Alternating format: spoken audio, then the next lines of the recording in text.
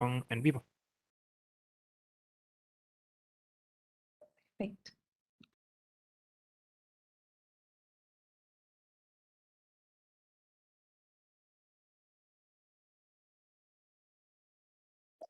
Ya estamos al aire. Gracias. Muy buenas tardes, sean bienvenidas y bienvenidos. En nombre del Congreso Latinoamericano de Investigación para la Paz, CLAIP, el área de paz del Instituto Universitario en Democracia, Paz y Seguridad de la Universidad Autónoma de Honduras y el Centro Regional de Investigación Multidisciplinarias de la Universidad Autónoma de México, les quiero dar la más cordial bienvenida al 12º Congreso Latinoamericano de Investigación para la Paz. Un congreso convocado y auspiciado por más de 70 universidades, centros de estudio, grupos de investigación y organizaciones sociales de América Latina y el mundo. Confiamos en que el espacio de intercambio y reflexión que estamos a punto de iniciar contribuya a la construcción colectiva de una nueva normalidad justa y digna para todos y para todas. Mi nombre es Daniela Vargas Machado, ejerceré la moderación en esta sesión y les mando un fraternal saludo. Estamos en la mesa temática 9, barreras psicosociales para la construcción de paz y la reconciliación en Colombia, narrativas del pasado y representaciones sociales de hechos históricos de carácter hegemónico que bloquean una paz imperfecta. Contaremos con la presentación de 3 trabajos durante la mesa, acompañados de un contexto inicial de estos 3 trabajos. Estas intervenciones estarán a cargo de Juan David Villagómez. Él es psicólogo de la Universidad Pontificia Javeriana, experto diplomado en intervención psicosocial en situaciones de violencia política de el GAC y la Universidad Complutense de Madrid. Máster en Cooperación Internacional al Desarrollo de la Universidad Pontificia de Madrid, doctor en Migraciones Internacionales, Cooperación Internacional al Desarrollo de la Universidad Pontificia de Comillas Madrid, con una experiencia significativa en torno a temas de memoria, paz, acompañamiento también a víctimas de conflicto armado, procesos de reparación, entre otros temas.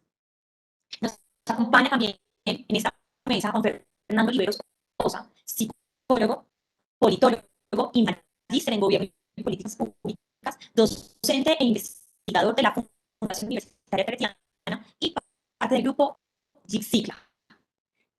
Además, también les estaré acompañando, presentando trabajo en la mesa. Soy, como les decía ahorita, Daniela Vargas Machado, psicóloga, especialista en psicología social aplicada, magíster en psicología social, docente investigadora de la Universidad de San Buenaventura e integrante del grupo de investigación Autónomo Cambiando. Comenzaremos coordinando ahorita cada uno de los momentos de intervención, cada uno contará cuando se presenten los trabajos con un tiempo máximo de 20 minutos. Estaremos moderando el tiempo internamente y vamos invitando a las personas que nos acompañan, que nos están escuchando en este momento, a ir consignando sus preguntas a través del chat. Estas serán recogidas al finalizar todas las intervenciones. Iniciaremos el desarrollo de esta mesa con un contexto general que recoge los 3 trabajos investigativos que se han presentado. En ese contexto tenemos 10 minutos y va a estar a cargo de Juan David Villagómez. Juan David, tienes la palabra. Buenas tardes para todos y para todas los que en este momento nos están viendo, nos están escuchando. Pido por favor para compartir la pantalla y poder iniciar. Esta mesa, el nombre que tiene, Barreras Psicosociales para la Construcción de la Paz y la Reconciliación, surge de un proyecto que hemos realizado entre varias universidades, entre las cuales está la UPB, a la cual yo pertenezco, la Universidad de San Buenaventura Medellín, a la cual pertenece Daniela, y la Uniclaretiana Juan Fernando, y otras universidades como la Javeriana de Cali, la UPB Bucaramanga, entre otras. Y hemos hecho un trabajo basados en toda la experiencia que tuvimos y hemos tenido en Colombia después de la negociación del acuerdo político entre las FARC y el Estado colombiano, con las vicisitudes que ha tenido al haberse sometido a plebiscito, al haber ganado el no, al posteriormente haber llegado al gobierno el partido opositor a este acuerdo y una parte de la sociedad civil oponiéndose a este acuerdo que ha retrasado en algunos casos, en otros casos boicoteado la implementación de este acuerdo con la consecuente reactivación del conflicto en diferentes regiones del país. En ese sentido, nos hemos planteado una pregunta en torno a una categoría que se utiliza en diferentes tipos de conflictos y es la de conflicto intratable. Aunque lo tenemos como una pregunta, porque pues, hay unas características de este tipo de conflictos, como ha sido tratado en los diferentes estudios académicos, pensamos que el colombiano está empezando a tener este tipo de situaciones, y esas características son la larga duración, entre 5 y 7 décadas, la resistencia de élites políticas a las negociaciones de paz. En nuestro caso ha habido varios procesos de negociación que están allí puestas, los diferentes procesos, y siempre ha habido una resistencia muy fuerte y una incapacidad de poder cerrar este conflicto. El reciclaje de grupos armados y formas de violencia, como está sucediendo nuevamente, un respaldo importante de sectores de la sociedad a partidos de extrema derecha que se oponen a la negociación política de los conflictos armados. Creemos que en el caso nuestro eso también ha sucedido. Una sociedad civil que ha construido un etos del conflicto y se opone a las negociaciones de paz, como nos sucedió en el plebiscito 2016. Una polarización social y política que trae división en la vida cotidiana y evita que los problemas públicos sean tramitados en el ágora público, y una hostilidad hacia movimientos de paz y derechos humanos. En este marco, las cifras del conflicto armado en Colombia se ha presentado que más de 400.000 víctimas desde que comenzó el gobierno de Duque, y esa cifra ya suma 9.134.347 víctimas, de las cuales 4.403.000 se produjeron en el periodo 2002-2010. 43% de las víctimas del conflicto armado en Colombia, que son casi 60 años, se produjeron en un periodo de 8 años. Y serían el 52% si incluimos el periodo de Duque y Pastrana. Para septiembre de 2018 eran 7.7 millones de desplazados y ahora son 8.127.000 desplazados, de los cuales la gran mayoría ha sido causado por los paramilitares, el 55%. De este periodo también más o menos el 50% se produjo en el periodo de Uribe, sumándole el periodo de Duque. Y pues hay otras cifras que pues no me voy a detener en ellas, son demasiadas, pero por ejemplo en el caso de los homicidios casi el 50% fue producido por los paramilitares. En términos de secuestro, vinculación de niños, terrorismo, acciones terroristas y otras, las cifras tuvieron mayor incidencia a la guerrilla, pero en el actual momento tenemos más de 1.000 líderes asesinados y 269 excombatientes de las FARC.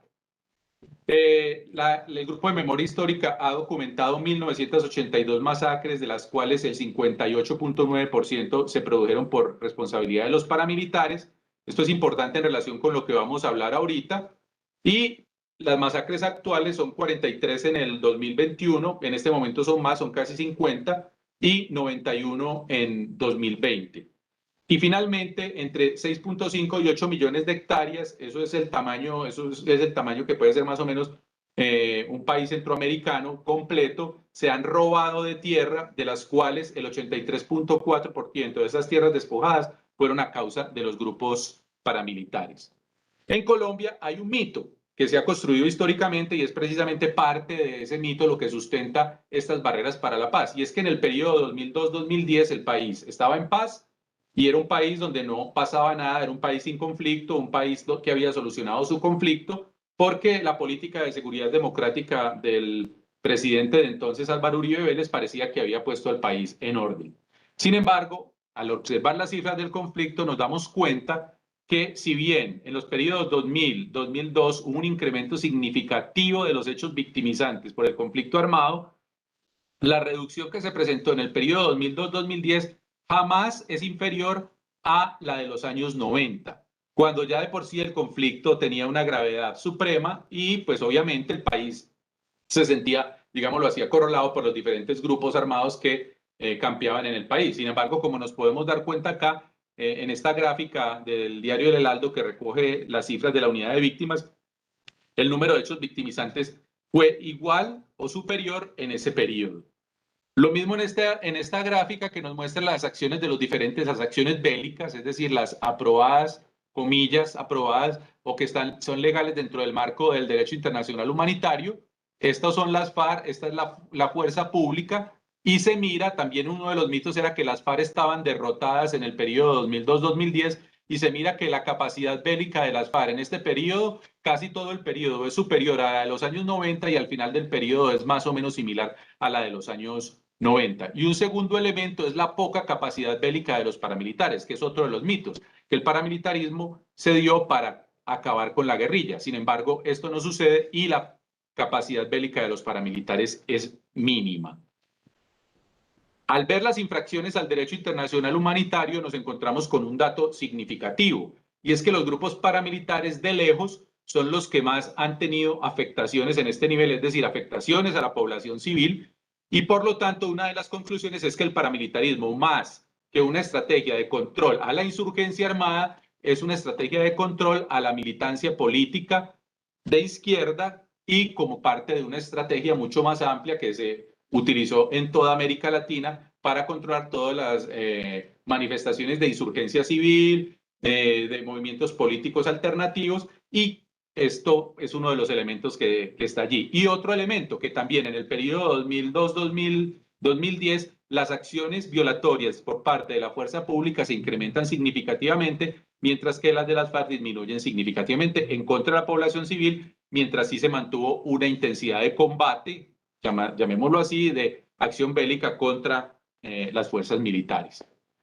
Teniendo en cuenta el marco sobre el cual trabajamos, esta violencia de larga duración ha generado, como lo denominó Martín Baró, un trauma psicosocial que tiene como componentes una polarización como visión profunda de la sociedad y una interpretación paranoide de la postura de los otros, la institucionalización de la mentira que pone en entredicho las versiones vividas por la gente, especialmente por las víctimas, y que hoy eufemísticamente llamamos posverdad y fake news, la militarización de la vida cotidiana como parte de la sociedad que legitima la violencia y una cristalización de guerra, de relaciones de guerra en la vida cotidiana, y la deshumanización, que implica las relaciones sociales enajenantes que niegan el carácter humano del enemigo, al que se rechaza como interlocutor e incluso se busca destruir. Por lo tanto, se rechazan las negociaciones de paz. En el proceso de polarización se manipula e ideologiza, se constituye una mentira institucionalizada y campañas de propaganda y desmovilización cuyo objetivo, según Martín Baró, es conquistar la mente y el corazón de la sociedad civil y erigir una opinión pública que legitime y justifique la violencia, como lo hemos vivido en Colombia en este último tiempo, de tal manera que la violencia se convierte en un referente para la sociedad y se resiste a ceder, multiplicando el conflicto armado. ¿Sí? Y el trato al adversario es el trato de un enemigo absoluto al que es legítimo eliminar, porque es el principal obstáculo en una sociedad. Y en nuestro contexto, esa polarización la hemos vivido muy fuertemente en torno al tema de la paz desde el plebiscito del 2018, las elecciones del 2018, y se ha incrementado, digámoslo así, en el marco de la protesta social y la movilización. Ahora, esta polarización es una estrategia de las élites dominantes para poner una lógica de confrontación, pero siempre en detrimento de la acción del movimiento social y popular que busca transformaciones sociales en nuestros países. De allí, nosotros siguiendo a un grupo de autores israelíes al cargo de Daniel Bartal, hablamos de unos repertorios psicosociales que nosotros como psicólogos es nuestro campo, digámoslo así, de intervención y de investigación para la construcción de la paz. Unas barreras psicosociales para la construcción de la paz, de las cuales vamos a trabajar hoy algunas narrativas del pasado, algunas representaciones sociales de hechos históricos y algunas creencias sociales, pero además están unas orientaciones emocionales colectivas, es decir, se construye una infraestructura sociopsicológica que habita no solamente en lo colectivo, sino también en los sujetos, en los individuos, en la sociedad, que hacen que la gente de una u otra manera termine validando más una salida militar, una salida violenta de eliminación del enemigo, más que una salida negociada y política al conflicto. Con esto hago la introducción y ya nos metemos propiamente en cada una de estas barreras que vamos a trabajar el día de hoy.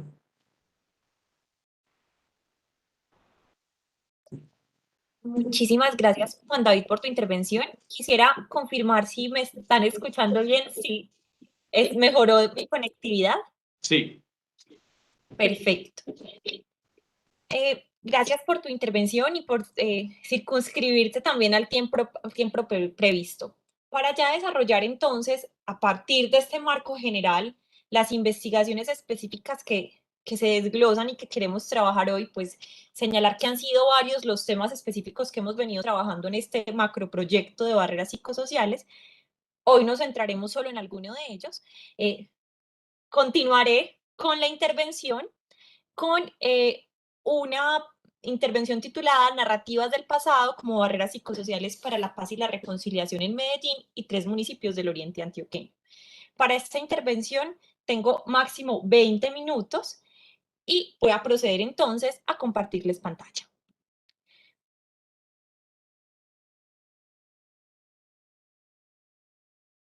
¿Me confirman, por favor, si están viendo mi pantalla? Sí, la vemos. Voy a incrementarla. Ay, no, esto no era aquí. Perdón. Presentar.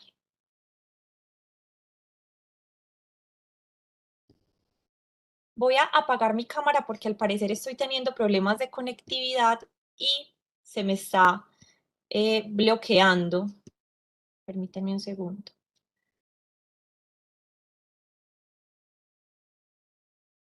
Qué pena con ustedes.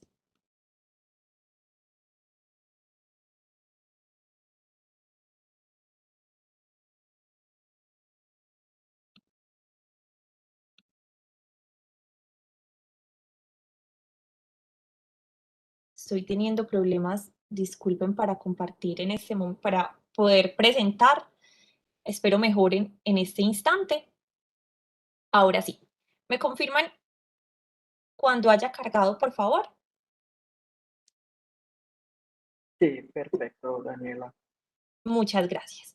Entonces, les decía, narrativas del pasado como barreras psicosociales para la paz y la reconciliación en 3 municipios.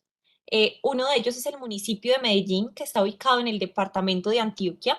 Es un municipio, digamos, con una importancia a nivel nacional y de hecho en el plebiscito por la paz que ahorita mencionaba Juan David tuvo un papel relevante, y 3 municipios del oriente antioqueño, que son, que ahorita vamos a desarrollar, Sonsón, Cocorná y La Unión.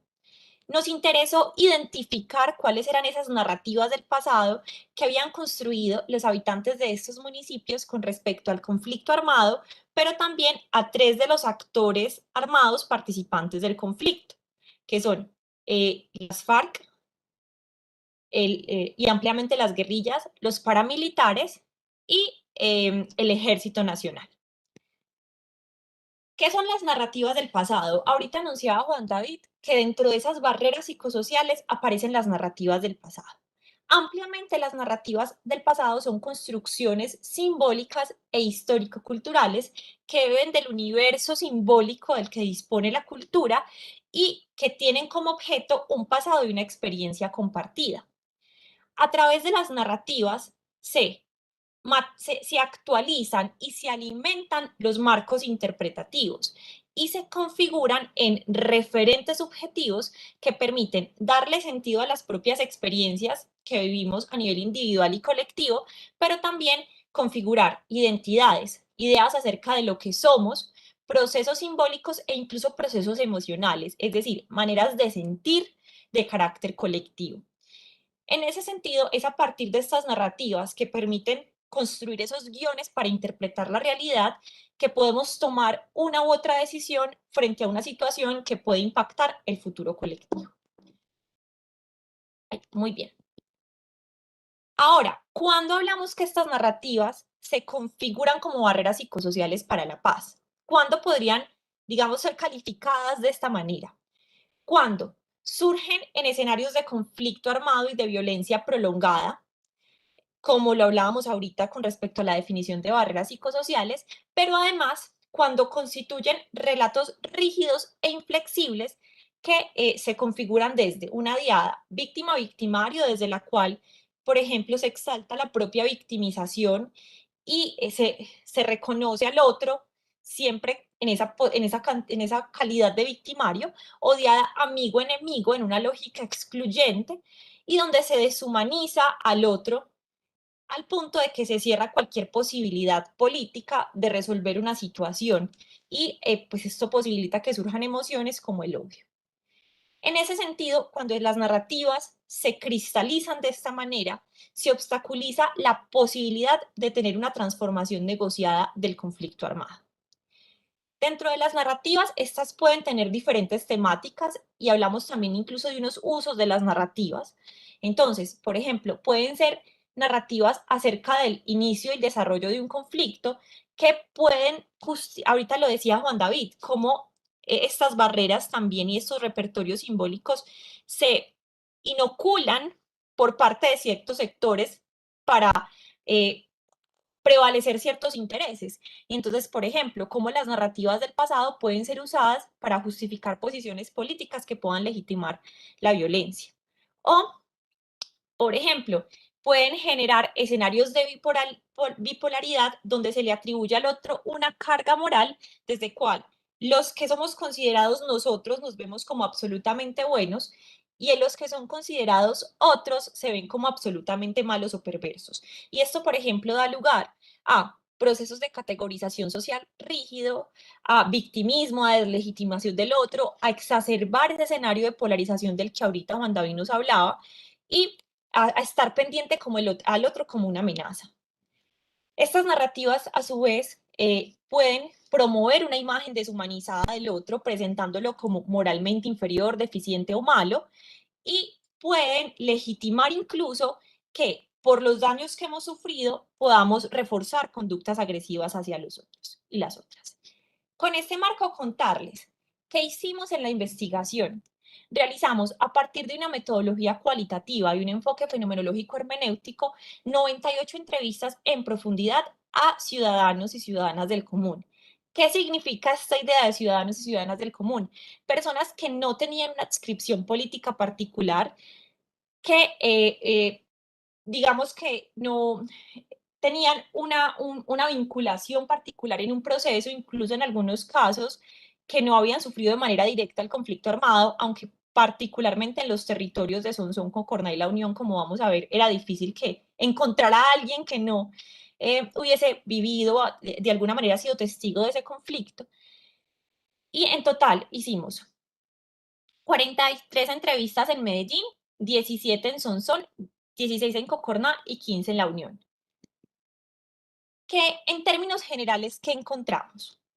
Que existen diferencias significativas entre la manera en que los participantes de Medellín, que es una de las grandes ciudades del país y que están insertas en un contexto urbano, han construido narrativas y las narrativas que por su parte se han construido en el oriente antioqueño. Contexto que tiene una dimensión más rural, pero que además vivió directamente la acción de estos tres actores armados que les mencionaba ahorita y el conflicto armado. En términos generales, ¿cuáles son las grandes diferencias enunciadas? Por una parte, mientras que en los participantes de Medellín encontramos lo que ya vamos a desarrollar a continuación, como ausencia de narrativas, vaguedad, plantillas narrativas esquemáticas o narrativas colectivas maestras a manera de un recuerdo fabricado, esto lo vamos a desarrollar mejor. En los participantes del oriente antioqueño, esos tres municipios que les mencioné, encontrábamos memorias vivas y testimoniales, narrativas críticas y fundamentadas en una comprensión mucho más profunda de cuáles han sido las causas del conflicto armado, precisamente por esa vivencia directa del conflicto. Vamos a desentrañar esas narrativas de los participantes de Medellín. Mencionábamos que la primera característica era ausencia de narrativas.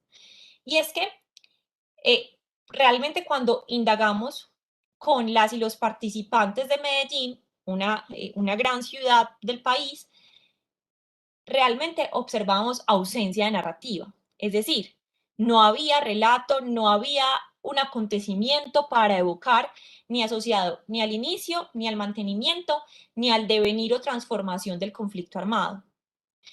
Y en este caso, pues es como un silencio, pero no un silencio impuesto, sino que sencillamente muchos de los cuales no habían vivido directamente el conflicto armado, pero tampoco tenían unos referentes producto de procesos de socialización en los que se pudiese haber configurado alguna narrativa. Esto lo encontramos en muchos participantes que no podían dar cuenta de, por ejemplo, cómo ha iniciado el conflicto armado, cómo se ha desarrollado, qué está pasando en el momento, no podían dar cuenta de ello.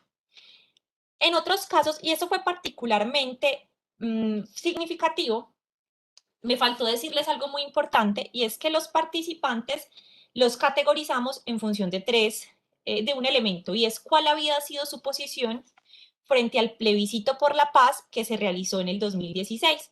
Este plebiscito entonces recogía el acuerdo o desacuerdo de las personas con respecto a el acuerdo establecido a partir de la negociación entre el gobierno y el grupo de las FARC.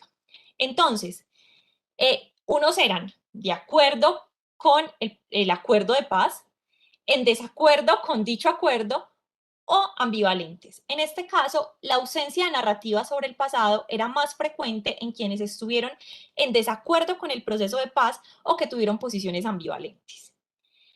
Otro elemento que encontramos, listo, cuando existía una narrativa, encontramos que muchas veces esta era vaga. Y aquí un relato. Sé que lleva más de 50 años en el país, que se formó por diferencias sociales, por todo lo que hay en los contextos sociales, porque hay muchas diferencias, entonces se formó eso. Esto para dar cuenta de cómo surgió el conflicto armado. Como ustedes ven, es una idea vaga. Y esta vaguedad sugiere que hay un desvanecimiento de un marco social para poder edificar una narrativa clara con respecto a un hecho, ¿cierto? Y esto fue principalmente fuerte entre los participantes que estaban en desacuerdo, y es que tenían como una idea genérica, pero no podían dar cuenta sustentada de qué había pasado. Otro elemento que encontramos, el tercero dentro de estos participantes urbanos, y es que cuando existía narrativa, y no era vaga, muchas veces estaba sustentada sobre una narrativa esquemática, plantilla narrativa esquemática o narrativa maestra, a modo de un recuerdo fabricado, es decir, como un guión que se repite, pero sin comprender muy bien cuál es la implicación estructural o histórica de cada uno de los elementos que habían participado dentro del devenir de ese conflicto armado. Entonces, por ejemplo, era un guión que decía: el conflicto armado inicia con la violencia bipartidista entre liberales y conservadores, después surgen las guerrillas y en algunos casos, solo algunos, hablan de los paramilitares y de hecho algunos los legitiman. Entonces, no hay una comprensión, pues se citan como una serie de hechos a manera de secuencia, pero no hay una comprensión en cómo estos hechos se conectan. Esto que observamos en gran parte de los participantes de Medellín contrasta de manera significativa con lo que pasa con los participantes del Oriente Antioqueño, porque en estos, a diferencia de Medellín, pues primero, se vivieron unas situaciones de violencia en el marco del conflicto armado que involucró a la mayor parte de la población. La mayor parte de la población, como lo decía ahorita, terminó siendo víctima directa o indirecta del conflicto. Entonces, sus narrativas son acerca de un nosotros, en términos de que les tocó a ellas y a ellos o a sus familias. Son relatos construidos en términos de testigo que vivieron, experimentaron, estuvieron allí en esos hechos y en ese sentido están cargados de significado y afectividad. Entonces encontramos memorias vivas y testimoniales, como por ejemplo el siguiente relato: yo hago parte del conflicto porque a mí me tocó desplazarme de una vereda hacia el pueblo, porque yo tenía un hijo que se había ido para el ejército y me declararon objetivo militar y a mí me dieron como 4 horas para que desocupara y a mí me tocó dejar todo en la casa tirado, todo, animales, y como a los 8 días volví porque me daba pesar de los animales que habían quedado solos y cuando volví ya estaban apoderados de la casa, se estaban comiendo los animalitos, las gallinas, ellos todo nos lo quitaron y quedamos sufriendo. Eso fue un relato de Cocorná. Miren, pues como el contraste de estos relatos frente al conflicto armado, como unos aparecen atravesados por esa experiencia, mientras en este caso los del Oriente Antioqueño, mientras que otros obedecen a ideas vagas. Estos relatos, a pesar de que no están ligando una perspectiva nacional, y en este caso algunos de los relatos tampoco tienen una mirada estructural con respecto al conflicto armado, permiten igual hacer casi que describir en lo micro la experiencia que vivió la población. Y esto no solo nos pasaba con respecto a experiencias directas, sino también en algunos casos con experiencias de otros y de otras. Entonces, ahora, no quiere decir que no encontramos silencios en los participantes del Oriente. También encontramos silencios, pero es diferente el silencio que se encuentra porque en el contexto urbano este silencio es como una ausencia de narrativa. Aquí es un silencio que surge desde el miedo, bajo la premisa como de esto no se habla. Y no obedece a un olvido porque no exista narrativa, sino una manera también de protección y resulta de un trauma psicosocial más asociado al dolor y al miedo. También encontramos entre las narrativas de los participantes de Oriente unas narrativas críticas. Es decir, así como encontramos unas vívidas y testimoniales, también encontramos unas críticas que daban cuenta de una comprensión estructural de ese conflicto armado. Entonces, por ejemplo, leamos este relato. Al conflicto armado lo ha causado, son muchas causas, diría yo, pero las causas más estructurales es el tema de la tierra. La tierra es un tema importantísimo, la cual siempre ha estado concentrada en pocas manos y las no condiciones favorables a los campesinos cuando las tienen y el robo de esas tierras también. Históricamente, cuando había ampliación de la frontera agropecuaria, lo que hacían los terratenientes era robarle la tierra a los campesinos con notarios. El que no lo vendía, pues es decir, es que esta tierra es mía, pero no, es que yo tumbé este monte, por decirlo así. Y lo que hacen es, esta tierra es mía, acá está el notario que lo certifica. Y empezaban o con policías a matar los campesinos que querían quedarse ahí, o los campesinos a armarse como guerrillas o pequeños vándalos con tal de defender las tierras que ellos habían tumbado o aperturado en toda la historia. Y el relato sigue. Pero miren cómo aquí se comienza a vincular una mirada más estructural que permite comprender las bases que subyacen a ese conflicto. Y de esa manera tenemos una visión muy distinta, por ejemplo, a la plantilla narrativa rígida que encontrábamos en los participantes de Medellín. Entonces, primera gran diferencia con respecto al conflicto armado. Ahora, frente a los actores armados, si tuviésemos un poco más de tiempo, podríamos puntualizar en cómo se construye un relato frente a cómo se construye la narrativa, perdón, frente a cada actor, pero en términos generales encontramos que con respecto a los tres actores armados, existiendo diferencias notorias en cómo se significa cada uno de ellos, en los participantes de Medellín encontramos que se ha hecho énfasis en traumas elegidos. ¿Qué son esos traumas elegidos? Son acontecimientos que se han reiterado como hechos victimizantes vividos y que se han enfatizado y repetido dentro del discurso al punto de que tienen una carga afectiva profunda. Entonces, en los participantes de Medellín encontramos un énfasis en estos traumas que permite generar un escenario de bipolaridad, donde se observa que hay un enemigo claramente definido. Esto fue muy fuerte durante el plebiscito, como que el gran representante de todos los problemas y los males del país aparecía desde el relato de la gente como las FARC. Y de hecho, a pesar de que habían hechos que no habían sido causados por las FARC, la gente los atribuía a las FARC como el gran causante de todos los males. Observamos también un profundo desconocimiento del paramilitarismo, mucha gente sin saber, en silencio incluso, atribuyendo al paramilitarismo, como lo decía, a las guerrillas, como lo decía ahorita, la acción paramilitar. Y hay una consideración de las Fuerzas Armadas como desde un carácter protector. El ejército, y eso tiene que ver también con toda la propaganda que se ha hecho en el país, el ejército como los héroes. Mientras que en los participantes del Oriente Antioqueño encontramos una visión menos bipolar, menos claramente parcializada con respecto a esos actores, puesto que muchos de ellos pues tuvieron contacto directo con los mismos, ¿cierto? Entonces no es una dicotomía entre estos son los buenos y estos son los malos, sino que se reconocen las atrocidades cometidas por todas las partes. Existe una posibilidad de ver desde la historia cómo todas las partes terminaron también participando de la vulneración de derechos y también de qué manera particular lo hizo cada actor. Por ejemplo, los niveles de sevicia del paramilitarismo. Por ejemplo, la participación y connivencia de este actor con las Fuerzas Armadas. Entonces, para reflexionar, si bien podríamos ampliar mucho más con respecto a este tema de los actores, ¿por qué es importante este contraste que estamos haciendo entre Medellín y Oriente?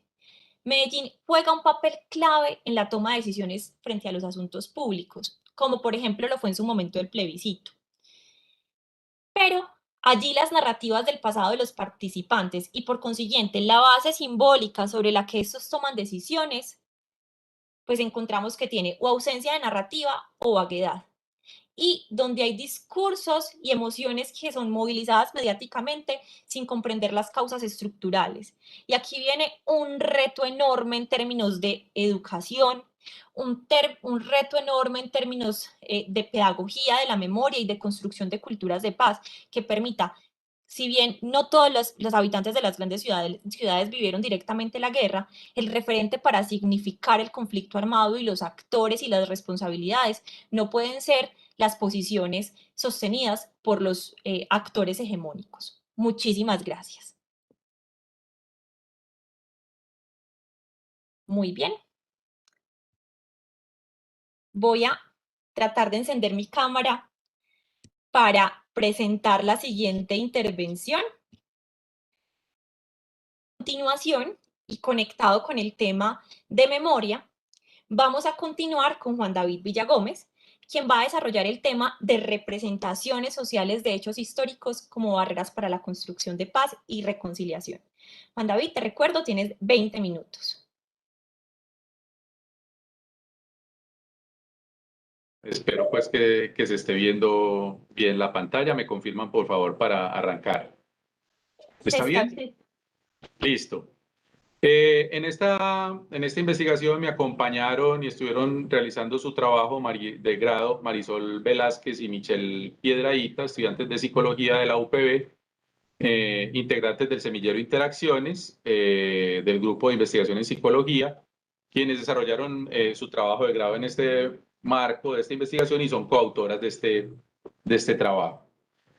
Cuando hablamos de representaciones sociales de hechos históricos, según los autores, digamos que tiene unas características que generan un cambio a nivel social significativo o que implique una amenaza potencial para el grupo, tener un impacto a nivel emocional, ser relevante para la identidad social, ser conmemorado a través de rituales y ser útil para suplir necesidades sociales, cultivando así valores y normas al interior del grupo, mejorando la cohesión, movilizando y legitimando acciones grupales. Este tema está muy relacionado con el de las narrativas del pasado y digamos que son dos aspectos de la memoria colectiva, cumpliendo una triple función. En un caso pueden movilizar procesos de cambio y reconciliación, estas representaciones sociales de hechos históricos, cuando hay una imagen de un hecho en particular y depende de la forma como se tramite. Una puede generar cambio y reconciliación, pero la otra mantener la pugna a través del fortalecimiento de la enemistad de las partes involucradas, permitiendo la legitimación de acciones injustas o yendo en contravía de los principios morales de la sociedad en cuestión.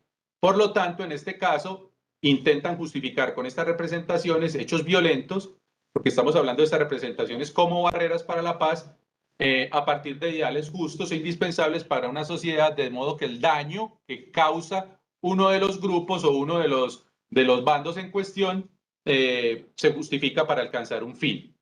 Y esto se hace justificando el hecho violento, negando el desplazamiento o atribuyendo la responsabilidad a otro, como ya lo decía ahorita Daniela y como lo vamos a ver ahorita mucho más claro, minimizando las consecuencias negativas de las propias acciones y en una atribución de responsabilidad circunstancial.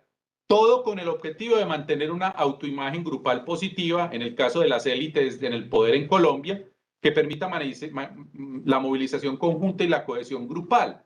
Para lograr esto, las narrativas, como lo decía ahorita Daniela, deben ser simples, comprensibles y moralistas, y la representación social quedar anclada en el imaginario social. También pretenden buscar con esto que la comunidad o sociedad tengan una justificación de cómo se llegó al estado actual de cosas. Son una dimensión sociocognitiva del relato del relato de la narrativa que cristaliza ya en una imagen histórica, que son las imágenes más recordadas por los participantes, vincula la relación de los miembros del grupo con su historia, en tanto son definidas como imágenes y conocimientos sobre el pasado que son conservados gracias a la comunicación interpersonal, los medios de comunicación y todo el discurso y la retórica institucional. Y estas representaciones sociales de hechos históricos ayudan a objetivar los acontecimientos y a convertir algo abstracto en algo más concreto, convirtiendo eventos en figuras o imágenes concretas como puede ser un héroe, una bandera, un gesto. Este trabajo lo desarrollamos con el método cualitativo con enfoque hermenéutico. Participaron 54 personas mayores de 18 años del área metropolitana del Valle de Aburrá, que es donde está ubicada la ciudad de Medellín, con un instrumento, una entrevista semiestructurada que indagaba sobre diversos hechos, preguntando de manera espontánea cuáles recordaban, cuáles fueron las circunstancias, quién es el principal responsable, quiénes son los involucrados, usted qué piensa de ese grupo, qué siente frente al mismo y de dónde adquirió esa información. Luego presentamos unos hechos nosotros para ver estas mismas preguntas, pero como sabíamos que la gran mayoría no eran recordados por la gente de los que nosotros presentamos, siempre preguntamos quién se imagina o cree que fue el autor, que esto es muy importante en la construcción de la representación ya global del conflicto armado en Colombia. Los hechos que incluimos, los dos primeros que están en la línea de arriba, Masacre de las Bananeras y el Bogotazo, son anteriores al conflicto actual, pero que son importantes para mirar como la parte histórica, por lo menos del siglo XX en Colombia, dos hechos y dos hitos históricos, por lo menos en los estudios de historia. Y los otros, no me voy a detener en ellos, son diversos hechos que fueron ejecutados por los diferentes actores, guerrillas, grupos paramilitares y ejército. Ahorita los vamos a desarrollar muchísimo más claramente. Luego de hacer todo este proceso, encontramos solo 6 eventos que estaban instalados, digámoslo así, como una representación, es decir, como una imagen cristalizada en la gente, en los participantes, 54 ciudadanos del común, como ya explicó Daniela, cuál es la característica de esos ciudadanos del común. El Bogotazo, la toma y retoma del Palacio de Justicia. El Bogotazo está alrededor del asesinato de Jorge Eliezer Gaitán y una gran revuelta popular, y luego se desata prácticamente una guerra civil que es conocida en Colombia como la época de la violencia. La retoma y retoma del Palacio de Justicia por parte del M-19 y la retoma por parte de la Fuerza Pública en 1985.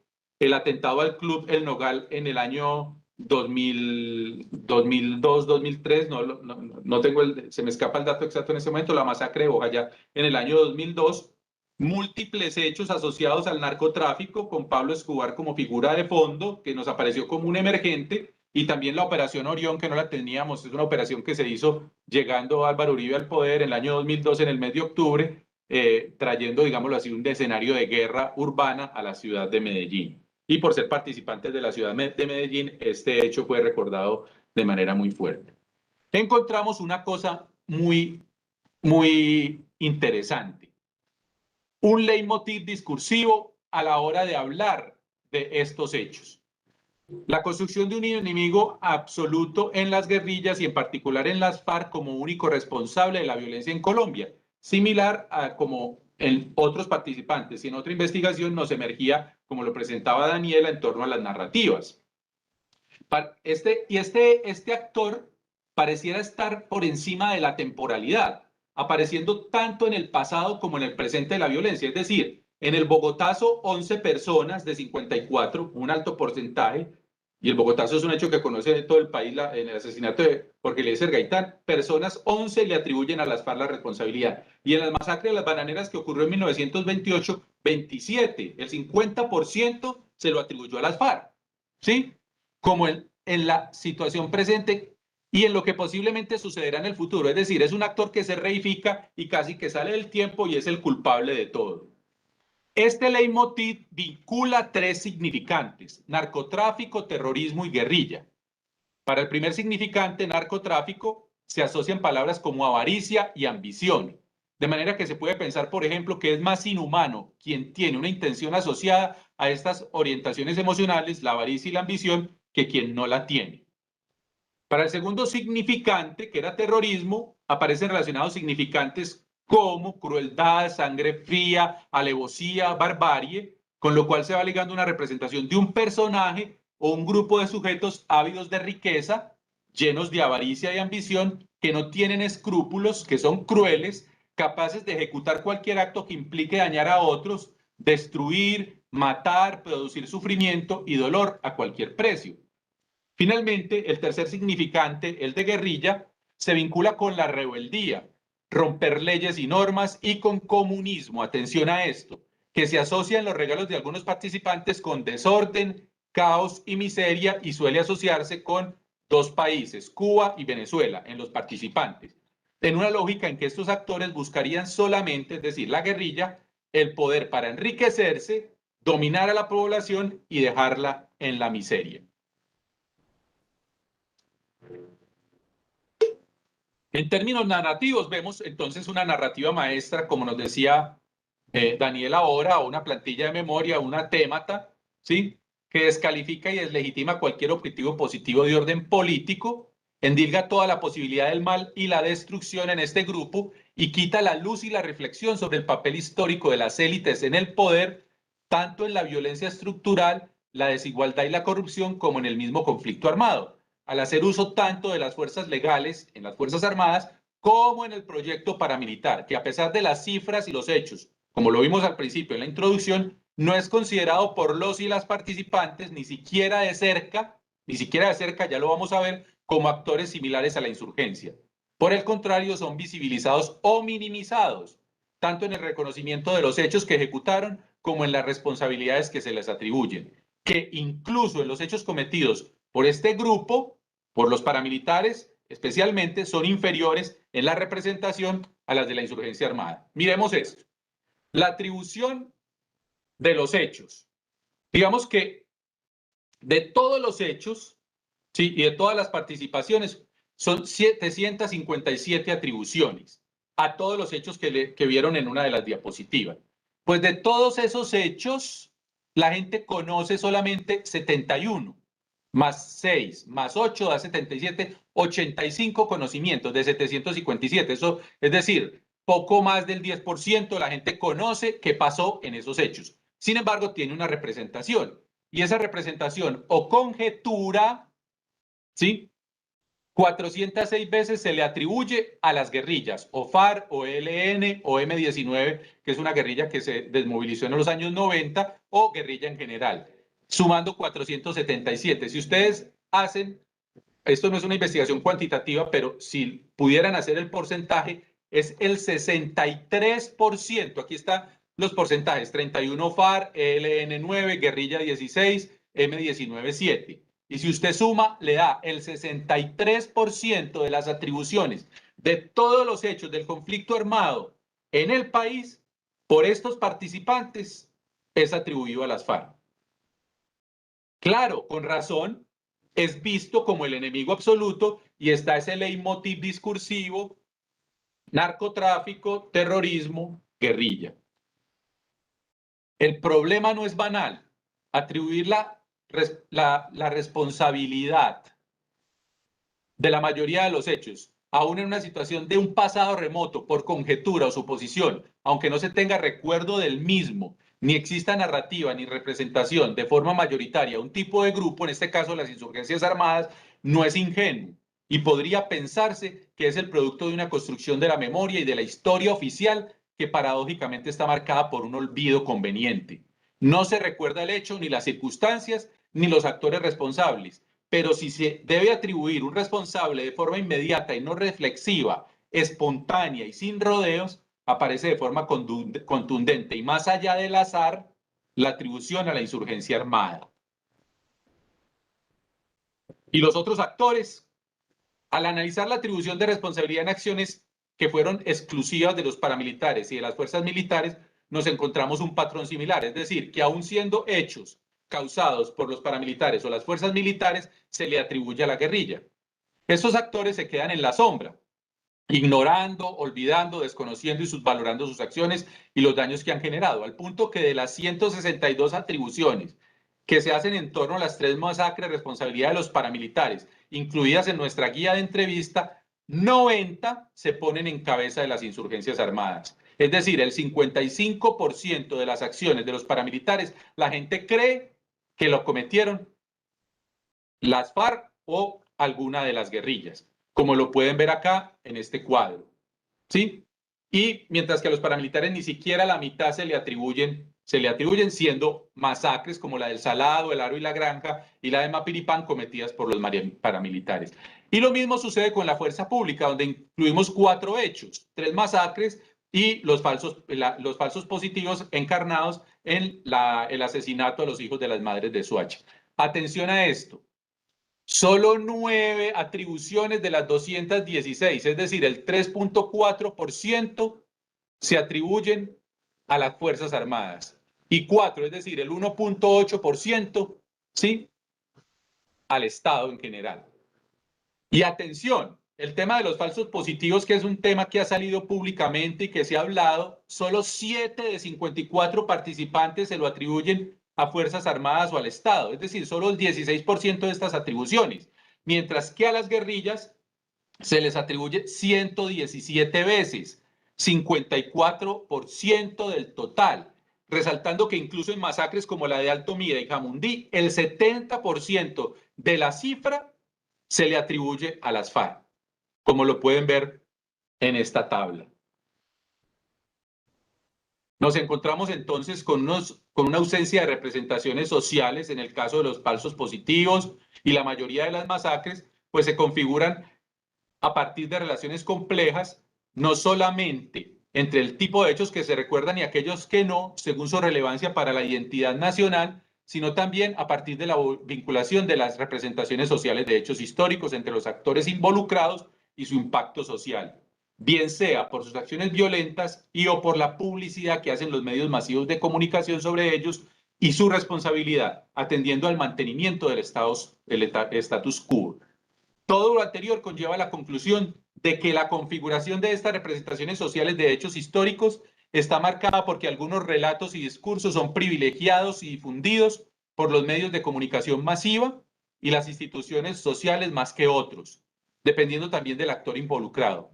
Incluso algunos pueden opacar a otros o coexistir en la narración de un mismo hecho. En el caso de la toma del Palacio de Justicia o el atentado al Club del Nogal, pueden tener más impacto social por estar asociados los significantes, como ya decía, comunismo, guerrilla, narcotráfico, terrorismo, en una línea de continuidad que conduce al significado caos y destrucción. Para concluir, la mayoría de los participantes no realizaron una lectura integral y estructural ni de la responsabilidad ni de las circunstancias al momento de la entrevista.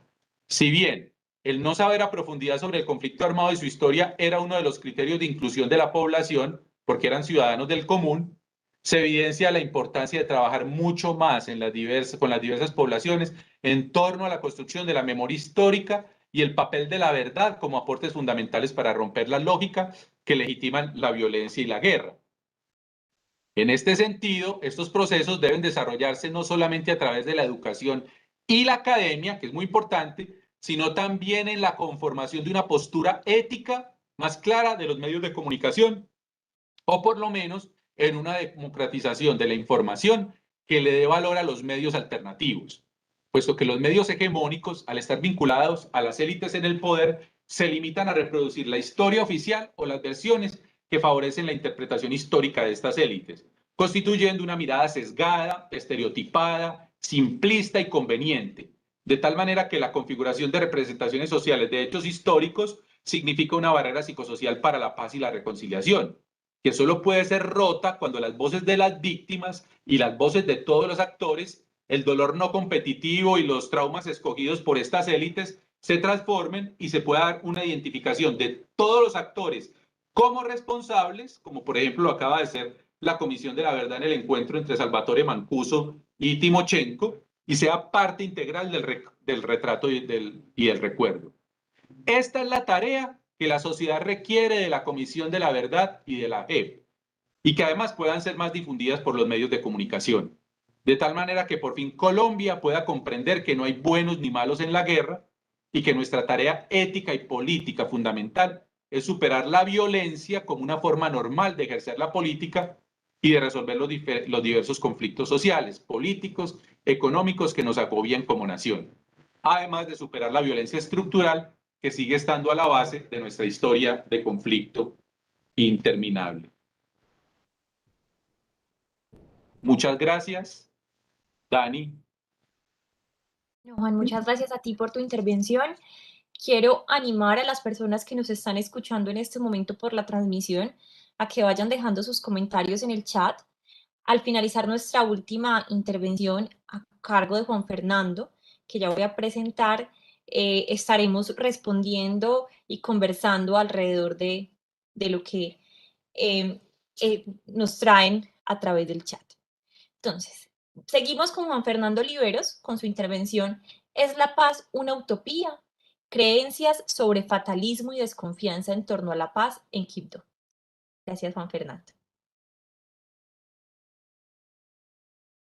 Muchas gracias, Dani. Bueno, en primer lugar, pues creo que al ser ya el tercero de la mesa voy a intentar no ahondar en algunos asuntos que se pueden tornar repetitivos, porque pues nuestra investigación es la misma en cuanto a lo metodológico y las bases teóricas. Entonces procuraré ser mucho más puntual en aquellos hallazgos particulares que se encontraron en la investigación que coordiné con dos estudiantes de la Fundación Universitaria Claretiana de Quibdó, Cristian Correa y Yurani Machado Foronda. Entonces, nosotros nos propusimos indagar alrededor de las creencias sobre la paz y nos encontramos con que la paz, digamos, está permeada de una imagen muy utópica. Y frente a esa idea de la paz, entonces, ¿qué se entiende por paz? ¿Qué es la paz? ¿Qué tan factible es lograrla? Y frente a eso, entonces, voy a partir de una definición, como de un contraste que hay al respecto, de otro artículo publicado con otros dos estudiantes, también en el marco del Chocó, que planta la siguiente definición. Para nosotros, apostarle a ese proceso de paz desde aquí, desde nuestro territorio, requiere unirnos. Cogidos de la mano, sacamos este proceso de paz, porque la paz no la hace el gobierno nacional, ni la hace un alcalde, ni la hace un presidente. La hacemos nosotros como persona. Eso es lo que vamos a hacer, vamos a organizar la paz. Y quizás en esta idea, quizás un poco más idealista frente a la paz, yo quiero partir de ahí porque qué tan factible en la cotidianidad de los ciudadanos de a pie es llegar a esa paz que se menciona aquí. Entonces vamos a tener tres partes en esta ponencia. En primer lugar, hablar un poco sobre las barreras para la paz en el Chocó. En un segundo lugar, hablar sobre los hallazgos de las entrevistas y en una última parte, pues cuáles son las conclusiones, las rutas y las reflexiones de continuidad. Entonces, frente al Chocó, digamos que la paz no ha sido una realidad, no se ha materializado. En cuanto se firmaron los acuerdos de paz hace 5 años, el vacío que dejó las FARC a nivel territorial fue cubierto por otros grupos armados como disidencias, grupos como los del Clan del Golfo, grupos delincuenciales, el ELN, y esto conlleva a que la paz quede en el discurso, porque la paz como tal no se ha materializado en gran parte del territorio chocuano. Y eso hace que la violencia continúe siendo una realidad. Aquí se menciona una noticia publicada en Semana Rural en abril, alrededor de Nuquí y de Vallasolano, noticia que no sale regularmente en los medios masivos de comunicación, pero que pone en evidencia que continúa en medio de la implementación de los acuerdos de paz o de su intento de implementación, continúa habiendo una Colombia excluida, olvidada, una Colombia profunda a la cual no llegó esa promesa de paz. ¿Qué implica entonces hablar de la paz en el Chocó? ¿Cuál es nuestro punto de partida? Pues en primer lugar decir que el conflicto armado interno continúa vigente.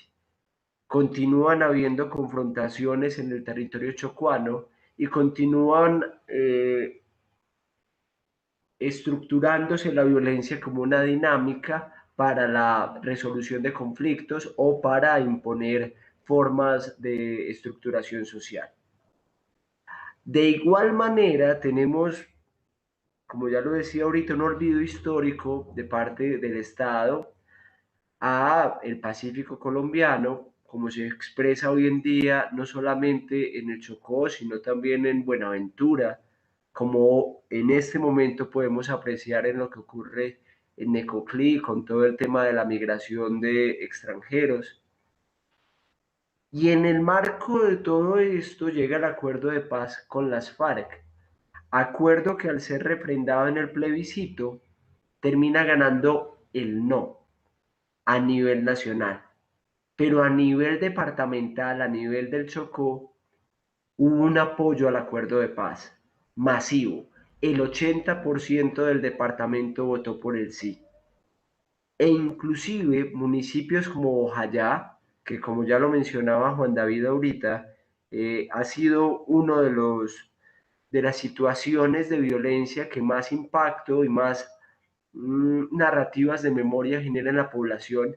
El 97% de la población de Bojayá votó por el sí en los acuerdos de paz. Y entonces uno se preguntaría, ¿por qué ante este apoyo legítimo no se materializa la paz? ¿Y cuál es la percepción hoy en día después de 5 años de implementados los acuerdos? Entonces vamos a partir de lo que va a proponer Lederach frente a las dificultades para poder superar el conflicto y a las diferencias que él plantea frente a la paz negativa y a la paz positiva.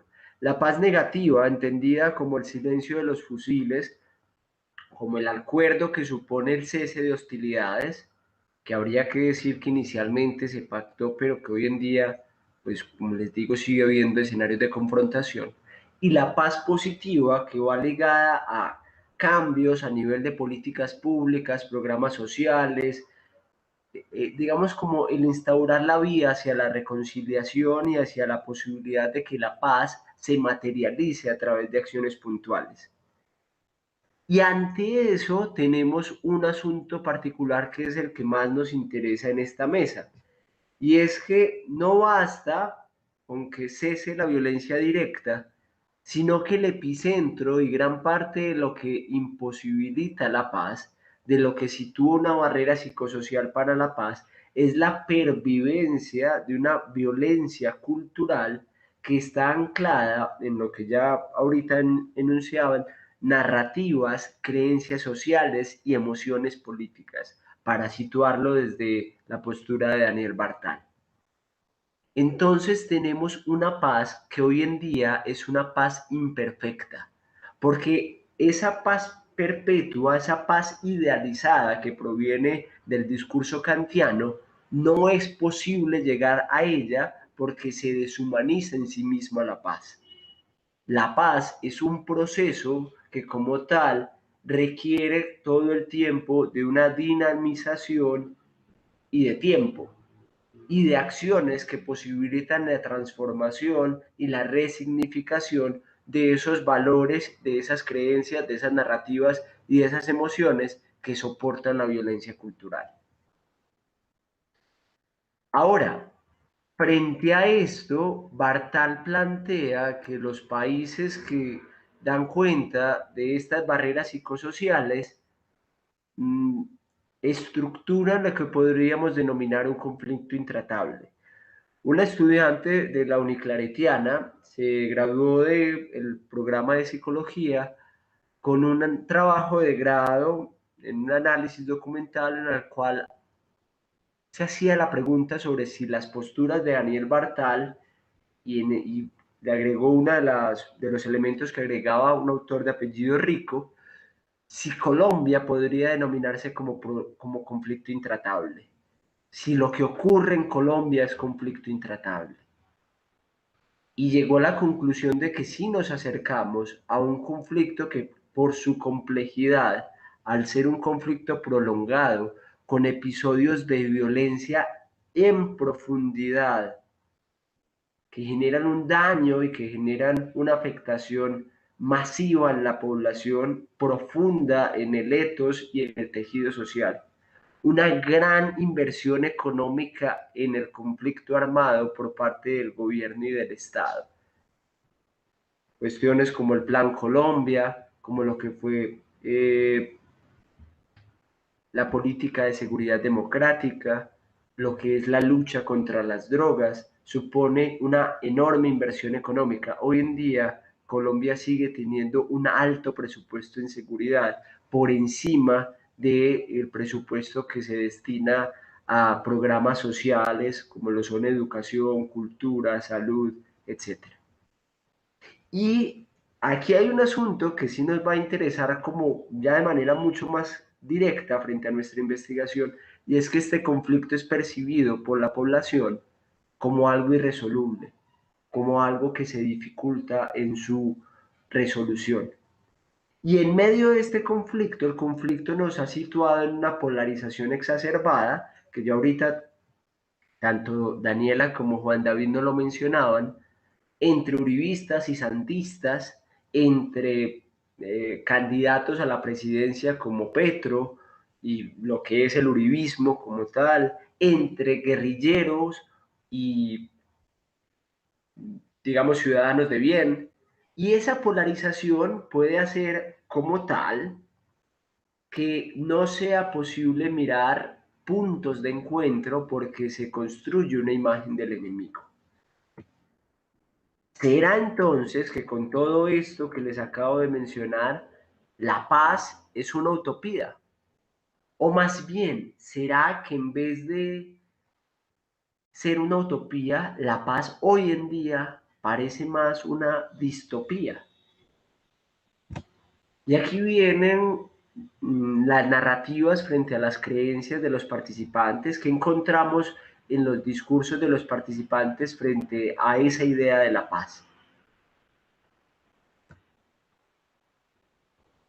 ¿Cómo lo hicimos? Antes de contarles también cuáles fueron los resultados. Realizamos 31 entrevistas semiestructuradas a 18 hombres, 18 mujeres, 13 hombres, todos mayores de edad, ninguno con filiación política o con un discurso elaborado frente a los temas que estábamos trabajando.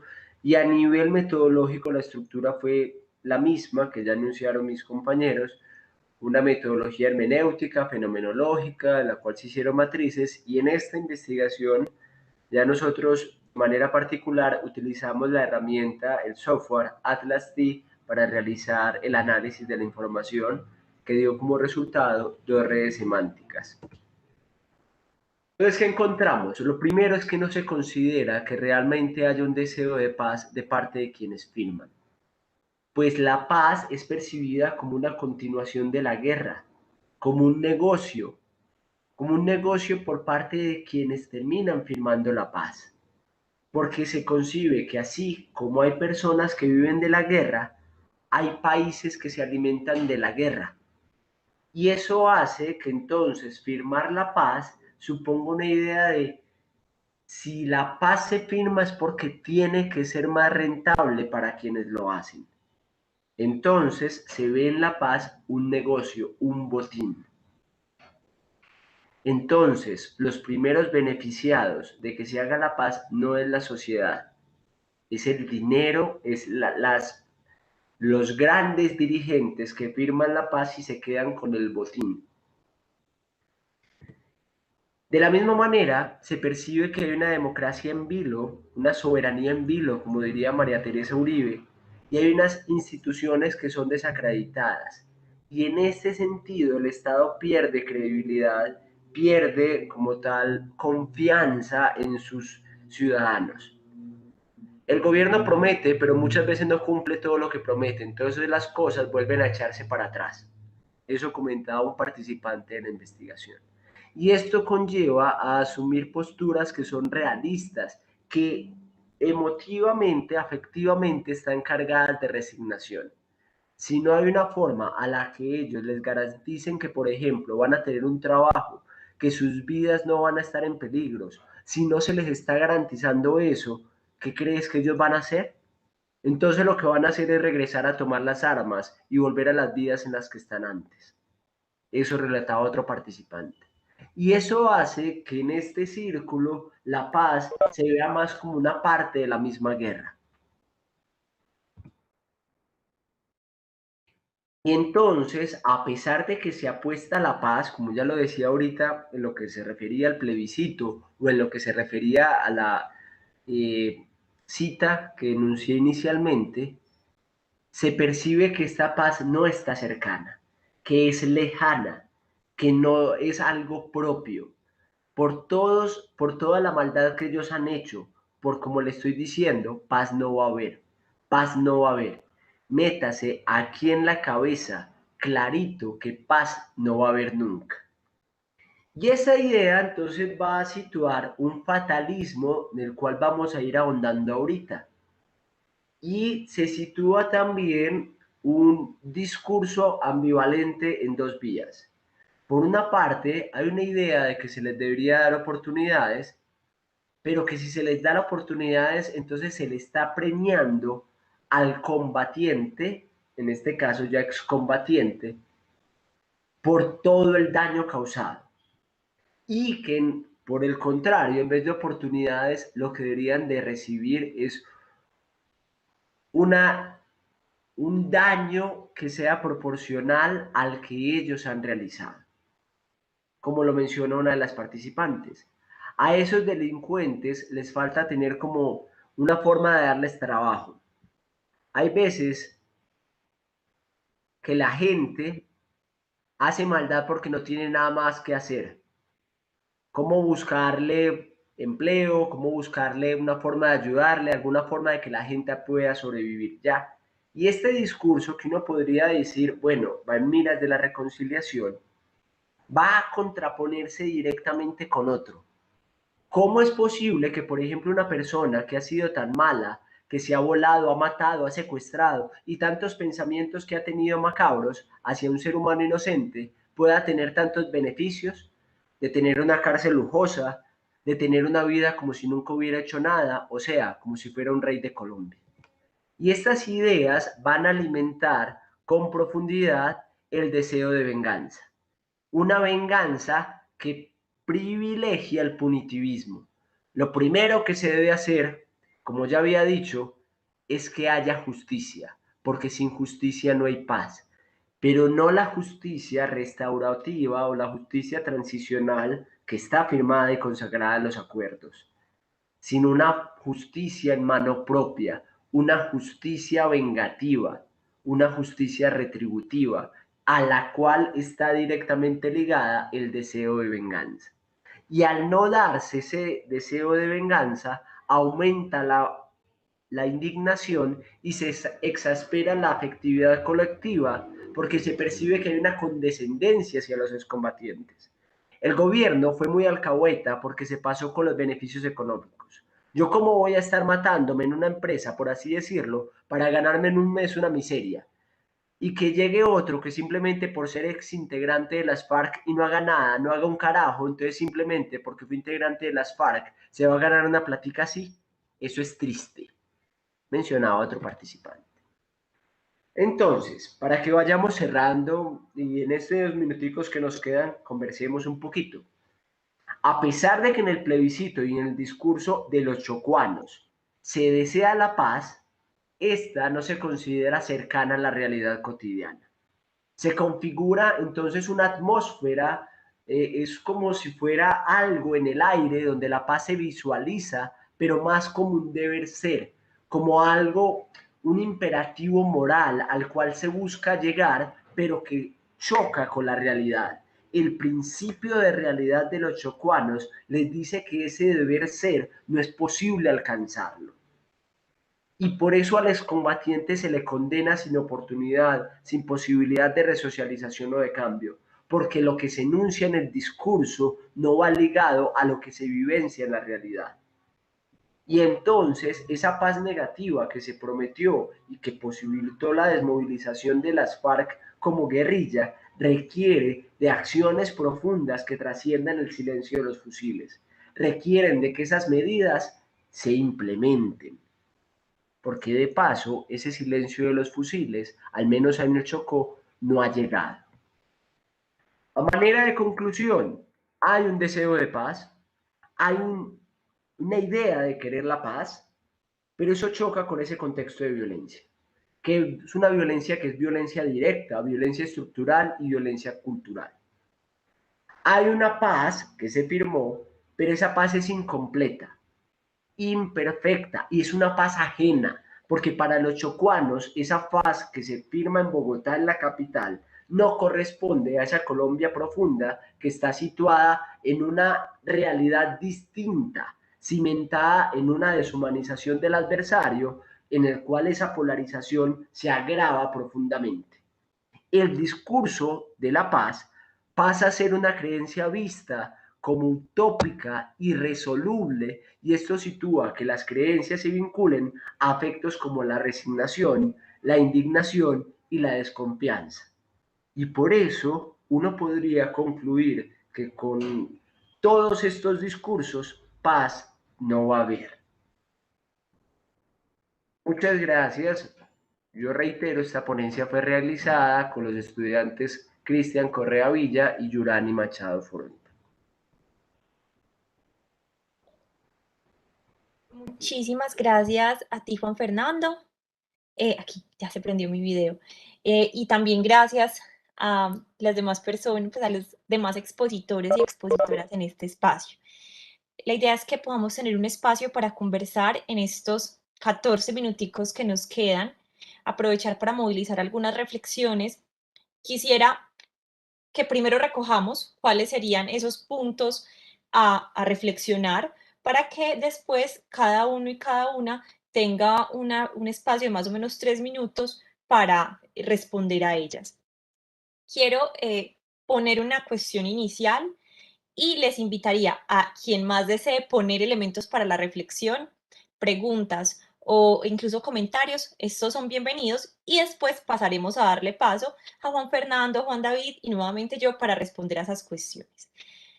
Una de las, pues de los temas que quisiera poner sobre la mesa y al que les invito ahorita a reflexionar es sobre las implicaciones prácticas de estas investigaciones. Creo que es algo que se esbozó en el final de las 3 intervenciones, pero me interesaría poder profundizar e incluso, por ejemplo, en el contexto universitario o en escenarios de educación ampliamente. Y más allá de ello, ¿cuáles pueden ser las implicaciones prácticas que puede tener una investigación como esa y lo que nos ha permitido develar en su proceso de construcción? Esa sería una primera cuestión para la reflexión. Gabriel, también querías mencionar algo. Sí, gracias, Daniela. Pues muy dura la realidad que nos ha presentado Juan. Quería preguntarles acerca del papel de los actores locales. O sea, Juan, en tu presentación has movilizado Galton y Lederach.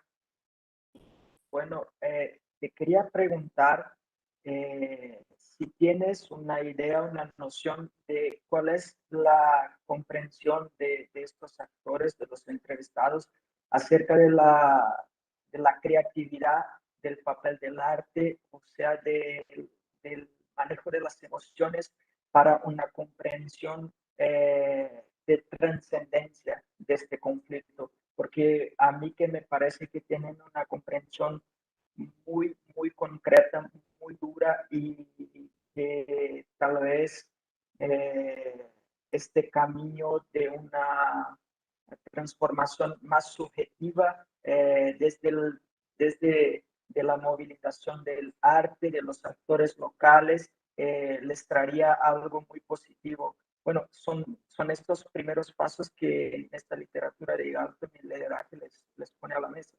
Si puedes comentar, por favor. Gracias. Gracias a ti, Gabriel.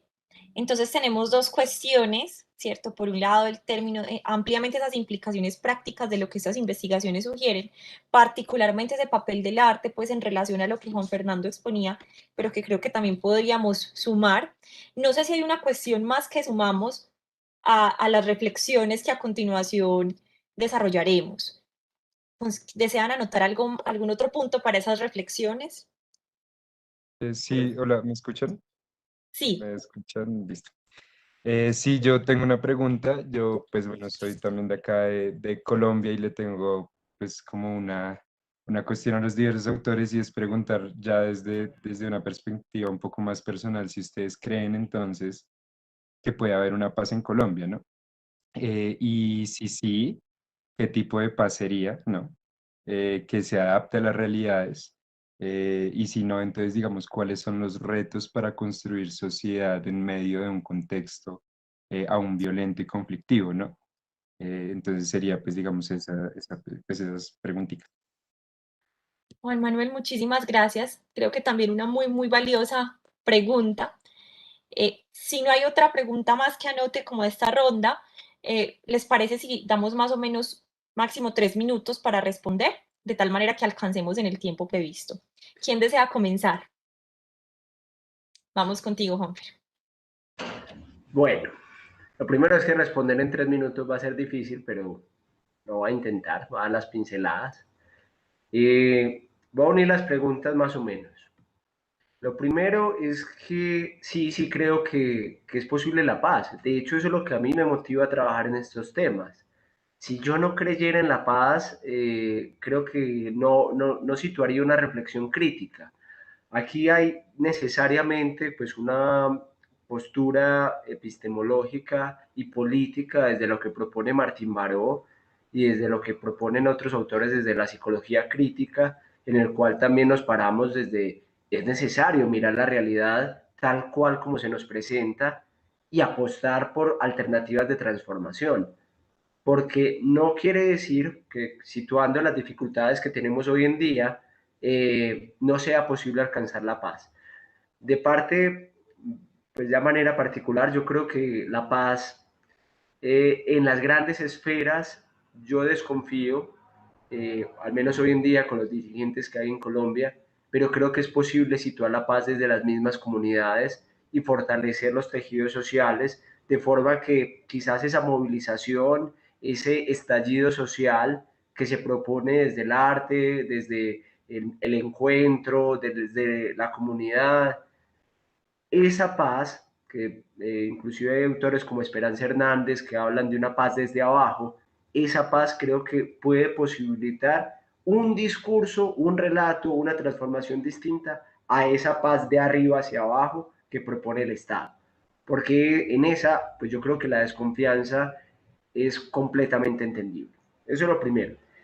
En cuanto a esa otra paz de la que venía hablando, para responder lo que nos preguntaba, lo que me pregunta Gabriel, sí hay, y en el Chocó eso es muy fuerte, porque el Chocó es una población que es afro, y como la mayoría de las poblaciones afro en el mundo tienen una situación de comunidad netos, una forma de encontrarse desde el arte, desde la cultura, desde el sentido de comunidad, y eso hace que aunque no lo nombren como paz, sus formas de relacionamiento sean no violentas, ¿sí? Entonces, claro, eso no se refleja en esta ponencia porque nosotros les estamos preguntando no por esa paz, les estamos preguntando es por lo que se firman los acuerdos de paz, y claro, eso ahí es donde viene la ambivalencia en los discursos. Quizás esa paz no se cumpla, pero ellos continúan teniendo unas prácticas que pueden ahondar en la transformación de la cotidianidad y en las formas de relacionamiento social. Yo dejaría hasta ahí para... Muchísimas gracias, Juan Fernando. Vamos con Juan David. Bien, a mí me gusta enlazar las dos preguntas por lo siguiente. O sea, también creemos que la paz es posible. ¿Cuál paz? Una paz inicialmente lo que llamaba Galton positiva, pero más allá de eso, como lo dice Esteban Ramos, una paz transformadora desde abajo que involucre a toda la sociedad civil.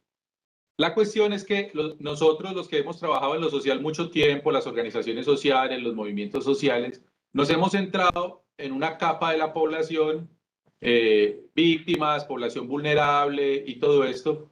Y esos sectores, aunque sean mayoría en términos numéricos, en términos de participación, siguen siendo minoría. y un gran espectro de la población que no participa, que no está involucrada en movimientos sociales y todo esto, pero que cada 4 años o cada 3 o cada 2 sale y da un voto, es objeto, digámoslo así, de intervenciones por parte de las élites en el poder y de los medios de comunicación que guían, digámoslo así, su forma de pensar, sentir, recordar, como esta investigación lo está haciendo. Entonces yo creo que hay 2 elementos o 3 elementos muy importantes. El primero, el tema de los medios es muy importante. Creo que con todos estos procesos, a través de la democratización de la información en las redes sociales, siempre y cuando esta información sea cada vez mejor contrastada, más claramente dada, y todo esto puede ser una forma de contrarrestar los medios hegemónicos. El segundo escenario es el educativo. A mí me pasa en mis clases o en escenarios donde me invitan a hablar de estos temas, que cuando la gente ve esto dice, uy, yo no lo había visto. Y claro, porque es que es una representación social construida que se normaliza. Ese es el problema. Entonces, cuando eso se puede desnaturalizar, se genera a través de ese pensamiento crítico una posibilidad de que la gente pueda generar nuevas representaciones y nuevas narrativas, nuevas creencias y nuevas orientaciones emocionales colectivas. En ese sentido, creo que el arte y otras formas a través de las cuales los movimientos sociales y quienes estamos, digámoslo así, en estos procesos de construcción de paz, de memoria histórica, de justicia social, de transformación de un orden social injusto, pues tiene una fuerza muy grande cuando lo vehiculamos a través del arte, porque el arte conecta con lo emocional y eso precisamente abre la posibilidad de una reflexión más amplia. Sin embargo, y ahí viene el último punto, es esas capas medias de la sociedad, de lo que llamamos capas, digámoslo así, proletarias, obreras, los profesionales, ese mundo que es lo que llamamos la capa media de la sociedad, que es un proletariado muy amplio, que digámoslo así, no aguanta hambre, pero que todos los días, según su estrato social o su nivel social, hace ingentes esfuerzos para sobrevivir. Digamos lo que no es el objeto de muchas de las intervenciones sociales que se realizan y sigue estando como una especie de limbo, y a mí me parece eso lo que llamamos nosotros personas del común, ciudadanos del común, a los que creo que es fundamental que apuntemos muchas de nuestras acciones y muchas de nuestras intervenciones, porque esa capa social es la que termina en términos de lo democrático, de la democracia representativa y todo esto, movilizando o las posibilidades de cambio o las posibilidades de mantener en el poder a las mismas élites que han dominado en Colombia y en toda América Latina desde hace más de 200 años. Perfecto. Y bueno, también para sumar, pues me uno a lo que acaban de plantear mis compañeros y no ahondaré en ese punto, pero pues considero fundamental resaltar el papel de lo psicosocial y de lo cultural, que muchas veces pues se considera como un asunto menor, tal vez incluso por su nivel de abstracción, porque lo estructural muchas veces aparece en el discurso como lo central y es fundamental, las transformaciones estructurales son fundamentales, pero estas transformaciones estructurales al margen de también unas transformaciones subjetivas, entendiendo esa subjetividad no como un asunto meramente privado, individual y desarticulado, sino como un asunto construido precisamente desde el escenario y el universo simbólico de la cultura, pueden no sostenerse, ¿cierto? Ni siquiera llegar a legitimarse unas transformaciones necesarias. Y hemos observado también cómo frente a escenarios de movilización social que aparecen como necesarios, aparece también en una parte de la población una deslegitimación de la misma movilización que pretende generar transformaciones estructurales. Entonces, cuando observamos esto, y a propósito de esas capas de las que hablaba Juan David, es reconocer que las transformaciones pasan también por allí y exaltar ese poder de esas construcciones subjetivas y culturales. Y claro, las artes aparecen ampliamente como un elemento expedito para lograrlo. Es necesario reconocer que en Colombia existen procesos organizativos de movilización que han construido unos marcos simbólicos diferentes a esto y que están en pugna, ¿cierto? Y que están en pugna con estos hegemónicos. Digamos que nuestro interés se ha volcado específicamente por las razones que mencionaba Juan David en estos hegemónicos, pero existen estos otros y y la pregunta también sigue siendo cómo permitir que a partir de estos otros marcos que reconocen otros repertorios de injusticia, que permiten visibilizar y comprender de otra manera incluso la experiencia del conflicto armado, puedan tener un lugar más significativo en lo público. Sé que se me acabó también a mí el tiempo. Y bueno, no sé si haya un comentario final, pues ya estamos sobre el tiempo. Una cosita pequeñita, es decir, que esto lo estamos trabajando también desde la red interuniversitaria por la paz, Redipaz, que es parte de este proceso y que estamos unidos precisamente en generar una reflexión académica, política, social y de trabajo con las comunidades en diferentes contextos para hacer precisamente eso que apareció en las preguntas y que para nosotros es fundamental. Y esta investigación no tiene sentido sin esas otras acciones que se hacen desde la Redipaz. Yo agregaría algo, Dani, también muy cortico, y es que también va de la mano esta investigación académica, porque no se quede únicamente en la academia, o sea, es necesario también traducirlo en una acción política hacia la paz, que se vea reflejada en nuestras acciones cotidianas, en nuestras relaciones familiares, con nuestros amigos, parejas. Yo creo que eso es fundamental, porque si no se agota en un discurso más que termina siendo pues como una investigación de anaquel, y en realidad aquí no nos estamos jugando una investigación bibliográfica, es algo que es nuestra realidad. Perfecto. Agradecemos a los expositores por sus intervenciones y sus trabajos tan valiosos. Y antes de despedirnos, queremos invitar a quienes continúan observando el Congreso a seguir accediendo a las mesas y a los demás eventos programados. Recuerden que pueden acceder al enlace de la programación. Muchas gracias y un feliz día para